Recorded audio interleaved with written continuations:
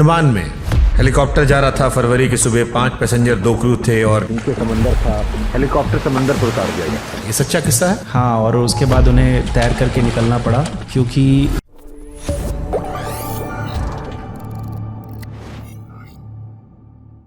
एक बड़ा अच्छा किस्सा सुना था मैंने पवन हंस का। अंडमान में हेलीकॉप्टर जा रहा था। फरवरी की सुबह 5 पैसेंजर 2 क्रू थे और नीचे समंदर था और उसके बाद हेलीकॉप्टर समंदर पर उतार दिया गया था। ये सच्चा किस्सा है। हाँ, और उसके बाद उन्हें तैर करके निकलना पड़ा क्योंकि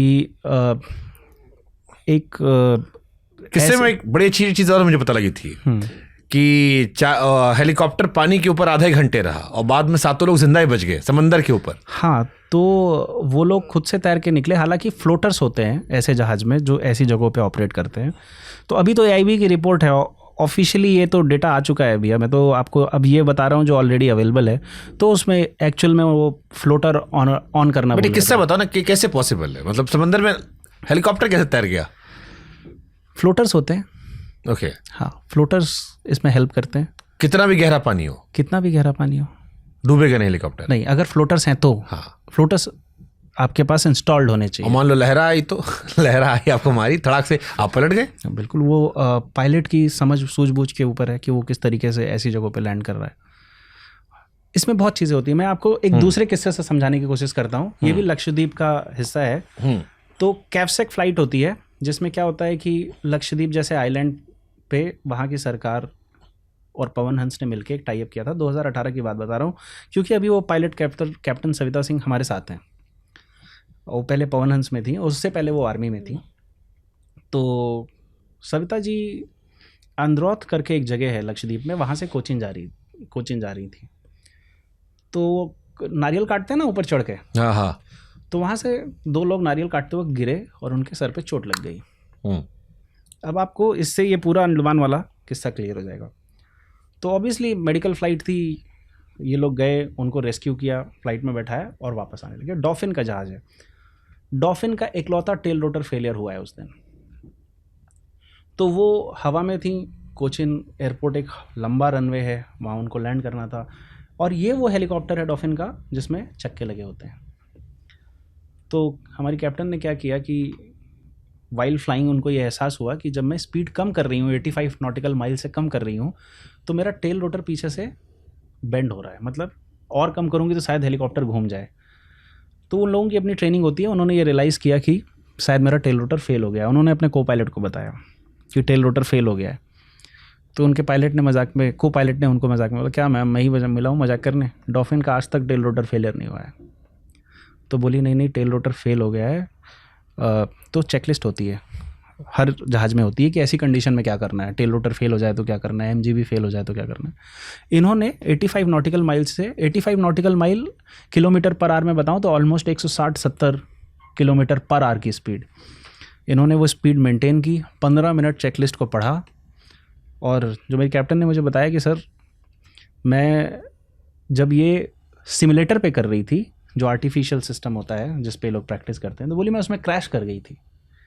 तो मुझे ये पता था कि क्या नहीं करना है। क्या करना है तो सबको पता था, क्या नहीं करना है ये उनको पता था। तो उन्होंने कहा कि क्योंकि रनवे अच्छा था, लंबा रनवे था, तो मैंने ये डिसाइड किया कि मैं अब 85 नॉट से नीचे नहीं आऊँगी और मैं 85 नॉट्स की स्पीड में ही लैंड करूँगी। तो उन्होंने स्पीड मेंटेन करते हुए 85 नॉट्स प्लस यानी 170 किलोमीटर पर घंटे की रफ्तार से कोचिन एयरपोर्ट पर लैंड किया। लैंड करने के बाद वो स्पीड बहुत तेज़ थी। तो चक्के वाला हेलीकॉप्टर है तो वो चलते हुए आ रहा है। तो बोली जैसे मैं स्पीड कम कर रही हूँ, अब वो अपना रूप दिखाना चालू कर रहा है। तो रनवे से हेलीकॉप्टर डिरेल हो गया। अभी वो पीछे 2 लोगों के बारे में सोचिए जिनका सर फटा हुआ है। उनको तो यमराज सारी कोशिश कर रहा है ले जाने की। तो डिरेल होके वो नीचे कच्ची पट्टी पे उतर गया और सामने नाला था। But smart captain, smart training, उन्होंने खैर सक्सेसफुली ये लैंड किया। तो अब आप देखिए जैसे इसमें टेक्निकलिटी थी कि 85 नॉट से कम नहीं करना है। तो आई एम श्योर उसी कंडीशन में भी कुछ ऐसा होगा जिसकी वजह से वो किया जाता। तो एक ऐसी और कहानी मैंने पढ़ी थी। हाँ, 4 धाम यात्रा चल रही थी उत्तराखंड के पहाड़ों में। हेलीकॉप्टर में दिल्ली की फैमिली थी। 11,000 वोल्ट की बिजली के तार टकराता है। टेल रोटर में तार उलझ जाती है और कॉकपिट में पायलट बैठी थी अनुपमा चौधरी, उन्होंने खेत में उतार दिया, सब जिंदा बच गए। तो पायलट के ऊपर आई थिंक काफी कुछ डिपेंड करता है। बहुत डिपेंड करता है सर। अभी जैसे आपने मेरे से सवाल किया कि ये तो बहुत आसान है पायलट्स को ब्लेम करना, मैं सारे पायलट्स को ब्लेम नहीं कर रहा हूँ, मैं आपको स्टोरी के हिसाब से, समय, इंसिडेंट के हिसाब से फैक्ट्स बता रहा हूँ, जो मुझे मेरी व्यक्तिगत राय है, वो गलत भी हो सकती है लेकिन मैं मेरी व्यक्तिगत राय बता रहा हूँ। जैसे मैंने अभी, आपने कैप्टन अनुपमा के बारे में बात की, मैंने इनके बारे में सुना है, बहुत अच्छी पायलट। कैप्टन सविता के बारे में बात की, कितना अच्छा उन्होंने रेस्क्यू किया सबको, और बाद में वो दोनों जानें भी बची जो जिनको वो रेस्क्यू करके ले आई। यहाँ पे 5-6 जानें बची। तो ऐसा नहीं है, पायलट्स की हीरोइज्म से बहुत लोगों की जानें बची भी हैं। और आप देखिए एविएशन इंडस्ट्री का रिकॉर्ड बहुत अच्छा है। It is one of the safest way to mode of travel. आप साल में कितने इंसिडेंट रिकॉर्ड करते हो कि ऐसा हुआ? बस आपके यहाँ ये होता है कि जब आपके यहाँ होता है तो फिर बचता नहीं। तो सबको पता चलता है। ऐसे तो जब हम लोग बैठे हैं तो ऐसा मानते हैं कि 76 मौतें पर डे हो रही हैं, ऐसा कुछ डेटा है, आपको पता होगा। रोड एक्सीडेंट में 76 मौतें, पर क्या वो इतना कॉमन हो गया है कि हम लोग उसके बारे में बात नहीं करते? पर क्या पर डे एविएशन में कोई मौत हो रही है? क्या पर डे ये फेलियर हो रहा है? खबर बड़ी बन जाती है, बस खबर बड़ी बन जाती है। And it's very easy to target. जैसे क्या अभी ट्रक वाला साइकिल वाले को मार दे तो गलती ट्रक वाले की होगी, चाहे साइकिल वाला उल्टा ही आ रहा हो। पायलट का कितना तनख्वाह होता होगा एक पायलट का? अलग अलग हेलीकॉप्टर पे, अलग अलग जेट्स पे अलग अलग तरीके से होता है, बट कम से कम कितनी तनख्वाह होती है? 4-5 लाख से शुरू होता है और 15-20 लाख तक जाता है। हमारे जो पायलट्स हैं वो 10 लाख के आसपास की रेंज। सारे पायलट अय्याश होते हैं? नहीं, पायलट लोग बहुत बदनाम है। नहीं, सारी एयरलाइन में जितना क्रू लोग मिलती है हम लोग को, और एक उन परसेप्शन बना है कि पायलट लोग ठरकी बहुत होते हैं। ऐसे तो अभिनेताओं के बारे में भी है, नेताओं के बारे में भी है, ऐसे तो नेताओं के बारे में भी है। कुछ 2, 5, 10 कीड़े मकोड़ों की वजह से आप पूरी इंडस्ट्री को ख़राब नहीं कह सकते।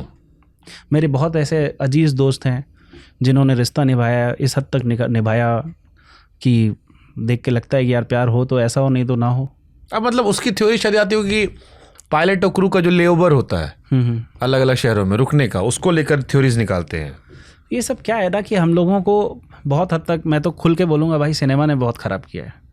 सिनेमा की स्टोरी में हम लोग 2-5 स्टोरी ऐसी देख के सेक्सुअलाइज कर देते हैं। ऐसा नहीं है। मैं देखता हूँ हमारे कई सारे पायलट्स, मेल फीमेल, एक साथ एक होटल में अलग अलग, ऑब्वियसली डिफरेंट रूम्स होते हैं, रुकते हैं। हम लोगों की नज़र भी रहती है क्योंकि सब और भी टाइप के स्टाफ हैं, इंजीनियर हैं, ये है वो है। ऐसा नहीं होता है। ये मतलब 2-5 जगह कोई ऐसा किस्सा हो जाता होगा तो उसमें सबको नहीं ऐसे। सबसे डरावनी स्टोरी आपके हेलीकॉप्टर साथ क्या हुई आज तक? कोई किस्सा का सुनाना? मेरे एक पायलट हैं, उनका अगेन एक इंजन उनका काम करना बंद कर दिया था। कैप्टन भटनागर, मेरे ही जहाज़ का किस्सा है और नॉर्थ ईस्ट का किस्सा है, असम का, गुवाहाटी का। और उन्होंने मुझे 20 दिन बाद फ़ोन करके डांटा, बोले मैंने इतना बड़ा रेस्क्यू किया और मैं मिड एयर मेरा इंजन काम करना बंद कर दिया और मैंने लैंड किया और आपने मुझे बधाई नहीं भेजी। तो अब मैं ऐसा आदमी हूँ शुभंकर भाई कि मुझे लगता है कि अगर इस मोमेंट में मैं फ़ोन करके ये बोलूँगा कि अरे बहुत अच्छा काम किया, तो मुझे ये डर रहता है कि क्योंकि इनका रेगुलर काम है, इनको कोई ओवर कॉन्फिडेंस टाइप की चीज़ें नहीं है। तो दो आई अपोलोजाइज्ड हिम दैट डे। मुझे लगा कि अरे सर, अगर मुझे पता था आपने क्या किया है। उनको लगा कि मुझे बताया ही नहीं किया। लेकिन शुभंकर भाई, मैं और आप, स्पेशली मैं एसी केबिन में बैठ के, मेरे हेलीकॉप्टर्स, मेरे पायलट जिनके भरोसे मैंने छोड़ रखा है, वो जो उनका हीरोइज्म है, वो मैं और आप दूर बैठ के इमेजिन भी नहीं कर सकते। मेरे लिए सबसे डरावना वही है जो बर्ड हिट हो रही थी, क्योंकि उसमें मैं था। बट वो तो ऐसी मल्टीपल सिचुएशंस फेस करते हैं। कभी ऐसा हुआ कोई पायलट आके कहा आपसे धीरे से कि सर आज बाल बच गए? ये वही किस्सा है जो मैंने बताया। 20 दिन बाद उन्होंने मुझे फ़ोन किया कि तुमने मुझे अप्रिशिएट नहीं किया, मुझे मेरी मौत दिख रही थी, मेरे 2 बच्चे दिख रहे थे, मैं तुम्हारे लिए क्यों काम करूं? मैंने कहा नहीं, I acknowledge it and I am really sorry for it. अगली बार से मैं आपको फ़ोन करूंगा, भगवान ना करे अब मुझे आपको फ़ोन करके ऐसा बोलने की ज़रूरत पड़े। ठीक है, कुछ कॉकपिट के सीक्रेट और आसमान के देसी सवाल हैं। सबसे डरावनी बात जो पायलट जानते हैं लेकिन पैसेंजर को नहीं बताते? मैं आपको सबसे रिवर्स आंसर करता हूँ। जैसे आपने देखा हो, दोनों का आंसर करता हूँ। इसका मैं एक बार थोड़े एक जवाब देने के बाद करूँगा। जैसे आपने देखा होगा कि टर्बुलेंस आता है, बहुत बेसिक सवाल, क्योंकि हम सब फील करते हैं, हम सबको बहुत डर लगता है, but turbulence is actually in our minds.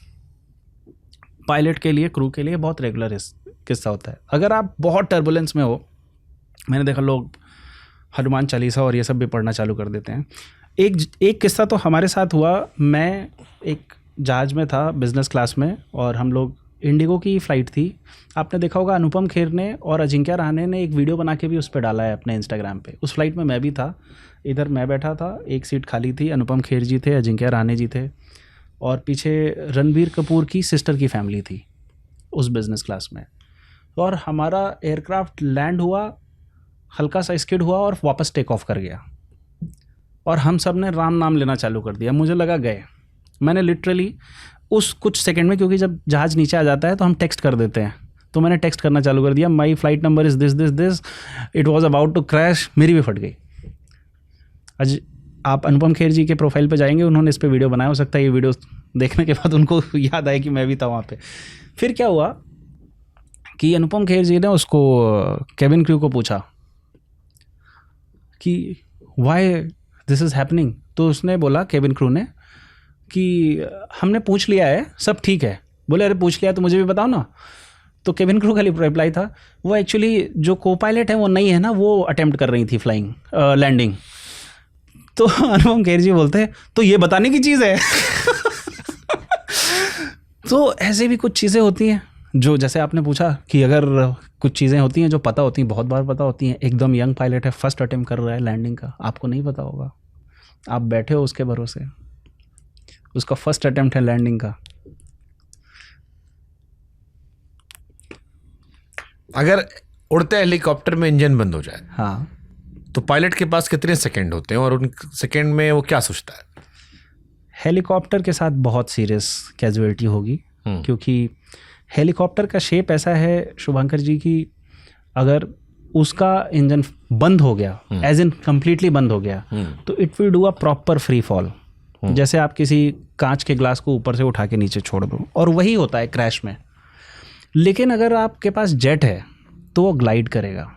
Jet में ग्लाइडिंग कैपेसिटी होती है, इसलिए आपने देखा होगा, अभी भी मेरे एक दोस्त हैं जागृत, चेतक एविएशन के ओनर हैं, अभी उनका एक विमान जो है वो पायलट अलीगढ़ में है उनका, तो वो करते करते कासगंज चली गई और उसने रियलाइज़ नहीं किया कि वो कासगंज में है, और वो एटीसी को ये बता रही थी कि मैं अलीगढ़ के पास हूँ। जब उसका फ्यूल ख़त्म हो गया तो she had to glide and land, और उसने खेत में लैंड किया, और अल्टीमेटली वो भी जिंदा बच गई, बट जहाज़ को डेफिनेटली डेंट आया।